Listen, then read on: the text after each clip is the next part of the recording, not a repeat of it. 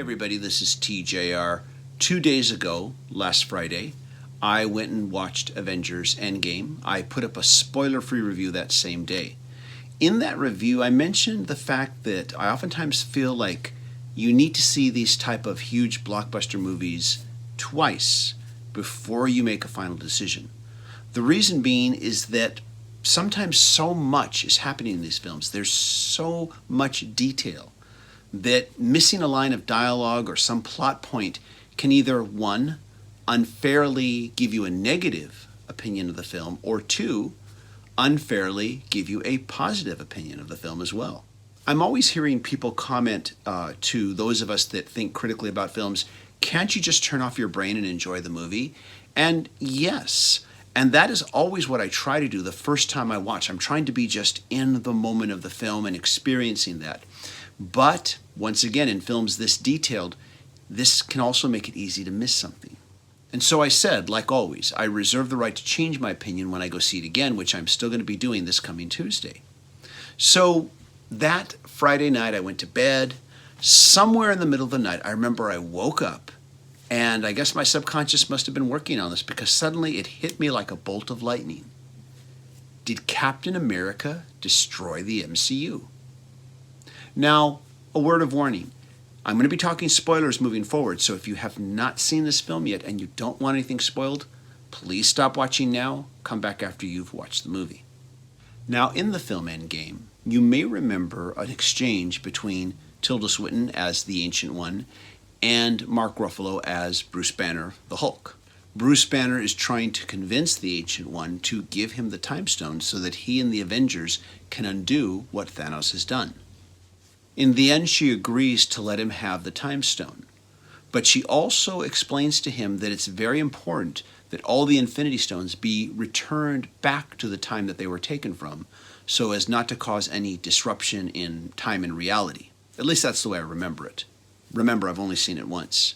Bruce Banner agrees, and at the end of the film, we have a sequence where he's assisting Captain America in going back through time so that he can do what the Ancient One asked him to do, which is return these Infinity Stones to the correct place in the timeline. But Captain America, after he's done, is supposed to return to the present, and I would assume so that he does not cause any disruptions in the timeline. However, instead of returning through the time portal like he's supposed to, he ends up showing up on a park bench just a few feet away, but he's an old man. Bucky and the Falcon, who are both present at the time that this is happening, realize this and talk to him and confront him and ask him what happened. And apparently he explains that while he was back in time, he decided that he would live the life that he always wanted to live. And we discover that he went back through time so that he could reunite with Peggy Carter, played by Haley Atwell, and live a normal life with her. So I would assume that after dealing with the Red Skull in Captain America First Avenger, he doesn't crash into the ice, he doesn't sleep for 70 years, and this means that he never becomes Captain America again.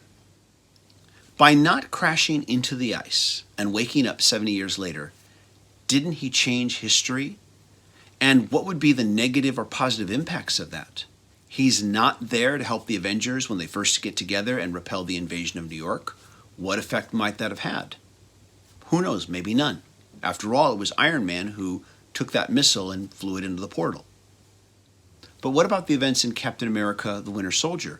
If he never becomes Captain America after World War II, who finds out that S.H.I.E.L.D. has been infiltrated by Hydra? How differently might things have been without that? Now, I guess the movie wants us to just assume that everything turned out the way it was supposed to, even without him there. But if Captain America literally decided to stop being Captain America after World War II, that means that Bucky, aka the Winter Soldier, would have never been rescued by him. He probably wouldn't be standing there next to the Falcon at this point. And the Falcon wouldn't even know him because they never met like they were supposed to in the second Captain America movie. I also have to wonder about the plausibility of a character like Steve Rogers making this decision. After all, the character of Steve Rogers is driven by a huge sense of moral responsibility. And at some point, he's got to think, if I do not allow history to progress the way it's supposed to progress, I could radically alter it, change everything forever. Knowing about the events that he helped to shape, would he be so irresponsible to basically remove himself from them? The more you think about it, the more the paradoxes begin to pile up. They were so careful about other aspects of the film, like the time stones needed to be returned. I didn't even think about that when I was watching it. But the fact that they didn't catch this surprises me.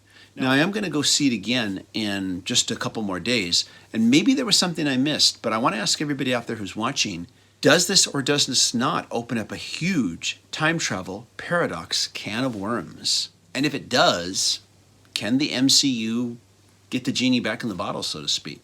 Should they? So what do you think? Share your thoughts with me. Please leave a comment.